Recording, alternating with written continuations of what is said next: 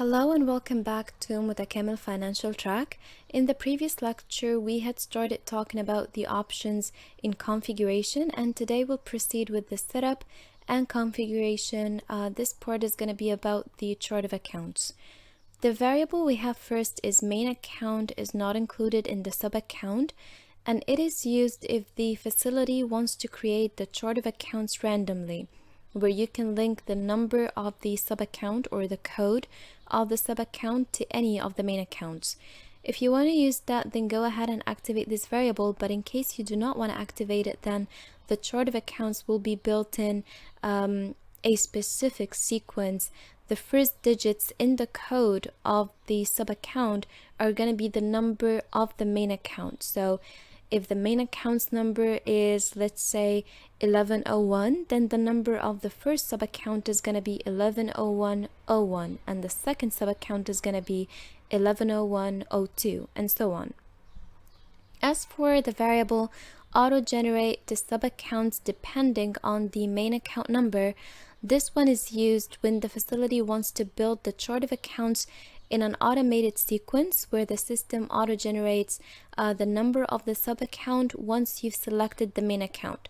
So if you select the number of the main account, the system creates a number for the account following the last number of a sub-account linked to the main account you've selected. If we said that, for example, the main account number that we've selected is 11, and the user had coded sub-accounts for that account already, and the last code used had been 1103, then the next sub-account number is going to be 1104, and that's going to be automatic. The next variable is select accounts sub-level, and this one is used when the facility wants to select a single unified level for all of the sub-accounts, and those are the accounts of the last level in the tree of accounts. When you activate this variable, you get an empty field here on the right to enter the number of that level that the facility wants to use. And based on that number, it will not be allowed to create a sub-account at a higher or a lower level than the one that you have selected or the one that you've set. And this basically helps the user or the facility create a chart of accounts that will show them the correct final reports across all of the levels. Then the variable we have next is show number of prints for account statement to a specific date, and that one is used when the facility wants to show the number of times a statement has been printed. So it basically just helps you monitor or audit how many times an account statement had been printed out. Moving on to the next variable, which is show number of document prints with user's name and number. And this helps you monitor how many times a document has been printed and by which users or by which user. Then the variable we have next is use saver day payment receipt in system.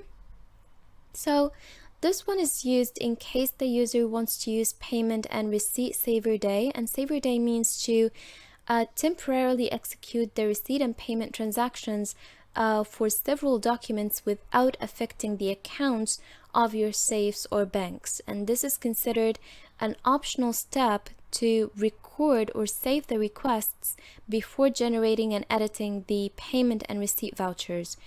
If you activate this variable, you will get two new screens in the system, and those are payment saver day and receipt saver day in the general ledger transactions. This also will basically result the activation of the icon privileges, and when you click on it, you will get a window where you can assign the privilege of accepting the payment and receipt saver day requests by certain users. So those users are gonna accept those requests, and when the requests are accepted by these users or user, they will turn into payment and receipt vouchers.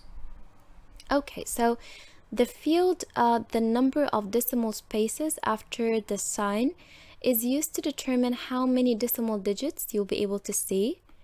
And the part about estimated budget is used if the facility wants to determine the way the estimated budget is set.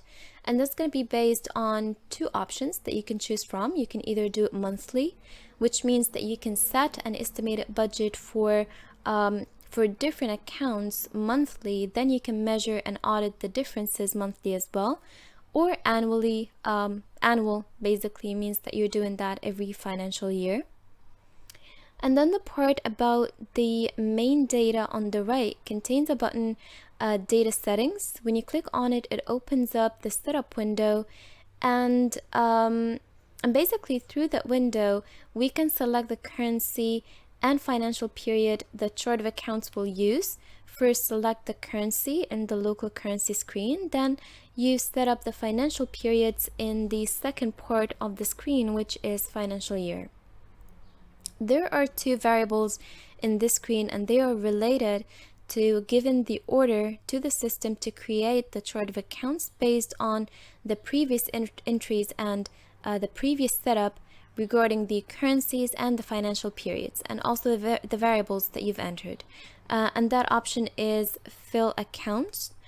The first variable is chart of accounts, and if you activate it, then the system will turn on the chart of accounts that is already existing by default in the database, and that is after clicking on create chart of accounts.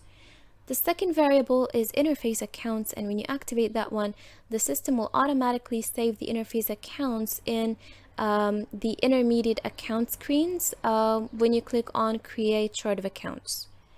This concludes today's lecture. Thank you so much for listening. Please do not forget to subscribe and also follow us on Facebook and Instagram.